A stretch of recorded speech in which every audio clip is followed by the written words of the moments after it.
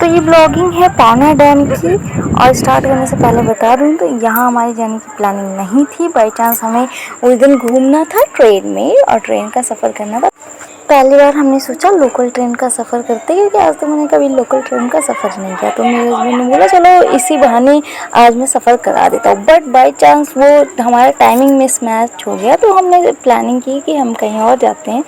तो हमने यूं ही गुमराह थोड़ा आगे चले चले, जब हमें मंजिलों का पता नहीं होता है तो हम थोड़ी देर के लिए भटक जाते हैं। लेकिन फिर धीरे धीरे फिर जिस राह पे जा रहे थे हमें पता चला नहीं, सबसे नियर बाई हमारे पौना डैम है, वो भी घूमने की एक अच्छी प्लेस है पुणे में। तो हम गए और वो बहुत थोड़ा मतलब माउंटेनियस एरिया है ना वहाँ, तो थोड़ा हम हैवी हाई ऊंचाई पे जाते हैं वहाँ पे। और रास्ते में क्या मस्त मस्त विलाज वगैरह, ऐसे फार्म हाउस वगैरह सब इतना दिख रहा था ना, जैसे कि मूवीज़ में देखा था। मतलब हमारे घर से थोड़ा डिफरेंट घर।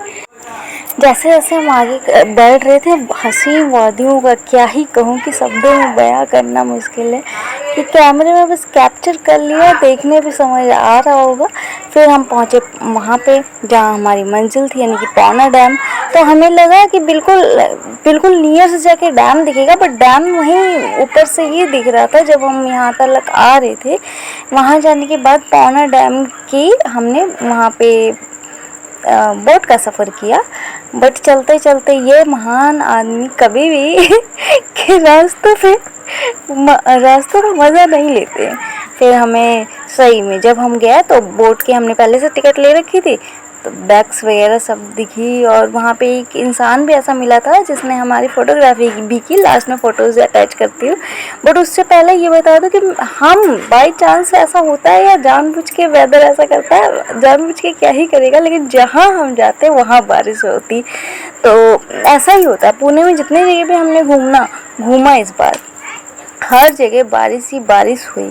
तो यहाँ हमें लगा कम से कम बारिश नहीं होगी, मौसम अच्छा था। और वहाँ जाके जब हम बोट में बैठे या थोड़ी देर सफ़र किया ही था कि बारिश के रिमझिम ने हमें फिर से हमारा स्वागत किया। इस कदर थोड़ा भीग भी गए, लेकिन मज़ा आ गया। बस यूं ही देखो, वहाँ पे ना कई प्रकार की बोट्स थी, क्योंकि ग्रुप में भी घूम सकते थे और सिंगल वो स्टीमर टाइप वैसे भी घूम सकते थे। लेकिन हमने ग्रुप में घूमना पसंद किया क्योंकि वो थोड़ा बजट में था। फिर हम आने को फिर वो ये मेरे साथ वाले इंसान यानी मेरे हस्बैंड हमेशा फ़ोन में लगे रहते हैं। हंसी वादियों का मज़ा तो छोड़ो, काम ही काम, फ़ोन पे भी काम, ये काम वो काम। बाई चांस ये था कि हमें करनी थी फ़ोटोग्राफी वहाँ पे से। फिर देखा ओहो ये तो वीडियो चालू है।